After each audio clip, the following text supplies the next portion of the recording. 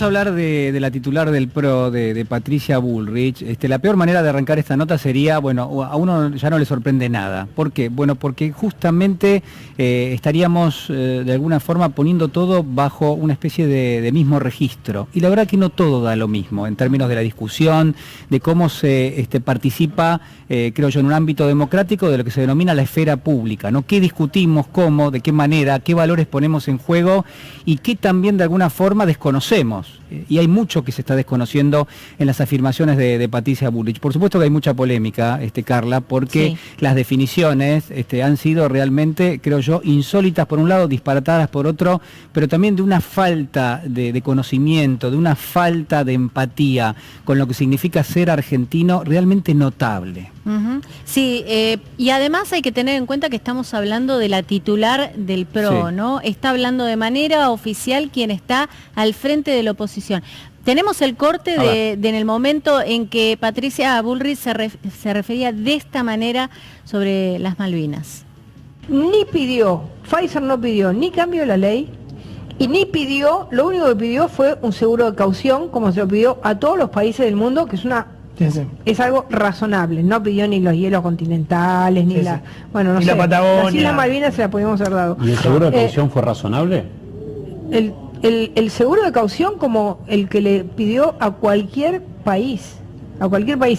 Es mentira todo lo que dicen. Es un invento para no comprar la vacuna. Y esto ya lo hizo público, porque el prestigio de Pfizer, digamos, Pfizer Argentina muda, no habla, pero Pfizer Internacional comenzó a contar la verdad de la negociación con la Argentina. La negociación con la Argentina. Lo de Malvinas no, ¿te pareció? Lo de Malvinas no. No, digo que... Pues no está bien eso, ¿no? ¿De qué? Lo que dijiste de Malvinas, ¿dijiste las Islas Malvinas o escuché mal yo? No, lo que dije es que ellos dicen que nosotros, que el contrato eso hacía que la Argentina entregara los hilos continentales. Bueno, pero lo de las Malvinas, sacalo porque no. No, hay algo ahí que hay que destacar, digamos. Te van a decir de todo. Es muy interesante que hayamos visto todo. ¿Sabes por qué? Porque lo dice al pasar, pero después Jonathan le repregunta sobre el tema, como diciendo, ¿hablaste de las Malvinas? ¿De qué? Dice.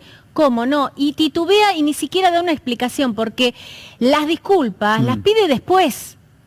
Después, no en ese momento. Es decir, allí está dando cuenta de que lo que dice es realmente lo que piensa. No, hay una mecánica, hay una coherencia con lo que ha sido el gobierno de Cambiemos en su momento, es decir, desconectado totalmente de las causas que son públicas, que son populares, de lo que ha sido nuestra historia reciente. Se fomenta, fíjense ustedes, ¿no? Sirve para todo, sirve para mirar esta realidad y también para mirar hacia atrás.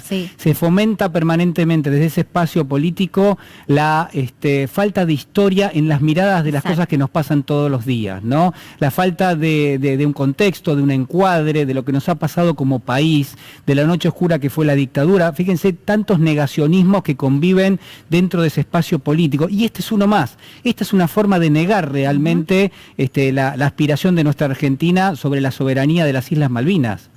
Tanta gente, tantos héroes que han perdido su vida, todas las luchas que se han dado en torno precisamente a eso, la injusticia, el desconocimiento del Reino Unido de algo que ya estableció la Organización de las Naciones Unidas hace muchísimo tiempo, que es que hay que sentarse a hablar sobre la soberanía de las islas. Bueno, realmente todo eso, y ni hablar de nuestra historia reciente, ¿no? De aquellos que han participado de esa contienda.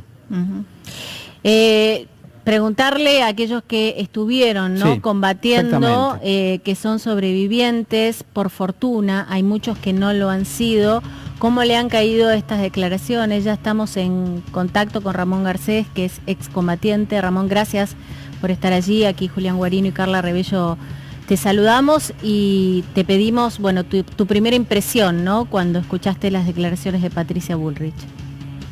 Bueno, realmente fue un impacto muy grande.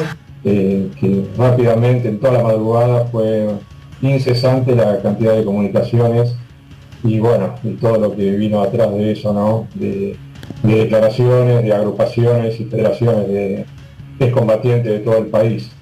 Pero también hay que aclarar que no fue un hecho aislado, porque esto ya, si recordamos que en el año 1997 Macri dijo que las Malvinas son un déficit para Argentina, y así fue incrementando todo ese trabajo que hicieron para poder, por ejemplo, llegar a un acuerdo con Gran Bretaña, el acuerdo detestable de Faraday-Duncan, en donde entregan la explotación de los recursos argentinos en el Atlántico Sur. Y bueno, la agresión es constante, y no nos olvidemos que Patricia Bullrich también, en el año 2001, fue la que hizo el famoso descuento del 13% a los jubilados y pensionados, donde los veteranos de guerra y excombatientes también somos pensionados y fuimos afectados. A pesar de eso, bueno, sigue concitando apoyos en ciertos sectores de veteranos de guerra, de la derecha, más militarizados, digamos, y bueno, es increíble que siga ocurriendo ese tipo de cosas.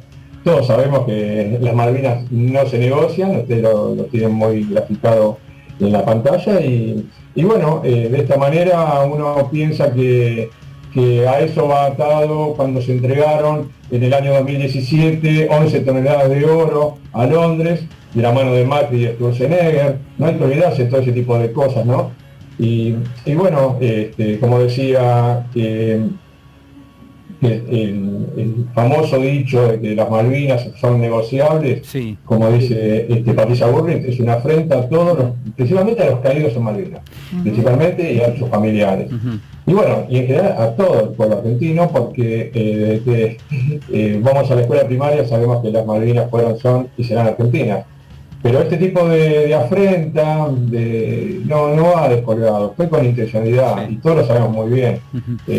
Ahora hay elecciones, ella está tratando de hacer campaña política, sí, con algo que nos desgarra a todos, ¿no?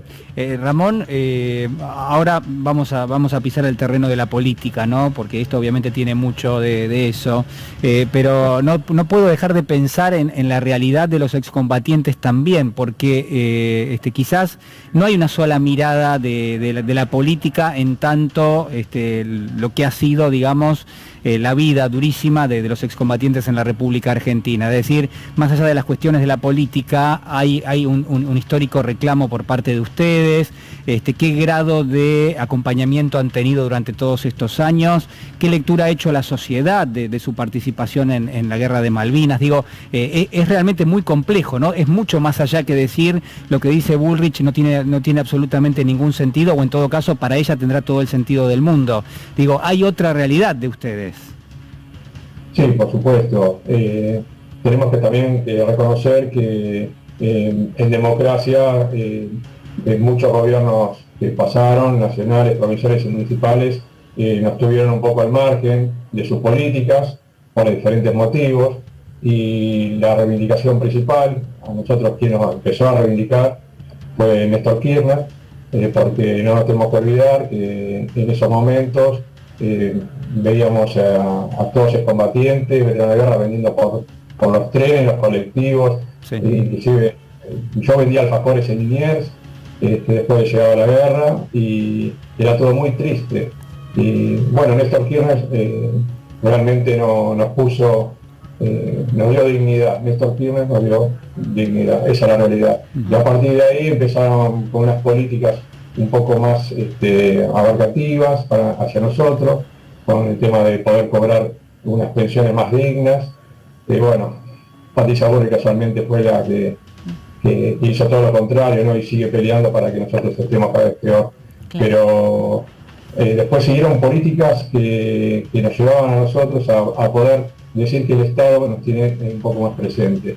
Son todas luchas que damos en las calles, todas luchas que las militamos. Eso siempre pasó y sigue pasando. Y bueno, ahora estamos militando, intentando que por la enfermedad que todos padecemos, que es estrés postraumático de guerra, que tiene causas psicofísicas, y no solamente nos perjudican a nosotros, a los que estuvimos en la guerra, sino a nuestro entorno familiar. Entonces estamos pidiendo que nos den aún una cierta prioridad con el tema de las vacunas del COVID. Pero al margen de eso, todos los días, 1 o 2 excombatientes de Malvinas o veteranos de guerra se mueren. Claro. Y al día de hoy hay más de 1000 suicidados. y es una cosa increíble que siga pasando y no sale en ningún medio. El C5N tuvimos la suerte de tener repercusión con un cortometraje que hicimos que se llama Entre dos mundos, una película de posguerra que fue censurado por el gobierno de Macri. Macri, el ministro de Cultura Belluto, censuraron un cortometraje que lo que intentaba era visibilizar una problemática tan fuerte y tan dura que son los suicidios de la posguerra. Gracias a Coco Silly, que hizo de veterano de guerra gratuitamente, y al manager Jorge Sonsini, que nos apoyaron para poder hacerlo, porque no teníamos apoyo de ningún lado. Y así todos fuimos censurados. No nos dejaron pasar un cortometraje tan importante para los entornos nuestros, que son los que más nos pueden ayudar a nosotros, pasarlo en el Museo Malvinas, y bueno, tengo entendido que tal vez se logre pasar en donde correspondía, nuestro Museo Malvinas, que inauguró la presidenta Cristina Fernández de Kirchner, en un lugar tan emblemático como un centro clandestino de detención, de los más importantes como es la ESMA. Así que estamos muy dolidos, no sabemos de qué manera repudiar todo lo que esa agresión. Bueno, a ver, Ramón, me parece que en ese sentido, bueno, claramente, afortunadamente, digo, más allá de las cuestiones de la política, el repudio ha sido generalizado. Te agradecemos muchísimo el contacto con nosotros, ha sido muy amable. Quería que más voces se hagan eco, más que nada la parte política, sectores políticos y sectores judiciales. Así que, bueno, les agradezco muchísimo. Muchas gracias. Nos dan espacio a la voz y, bueno, Julián, te seguimos como siempre, y me gustó mucho el ejemplo de que diste recién sobre el enemigo del pueblo. El enemigo del pueblo, un enemigo del pueblo. Un abrazo grande, Ramón, muchas gracias. Gracias. Ahora, y recién Ramón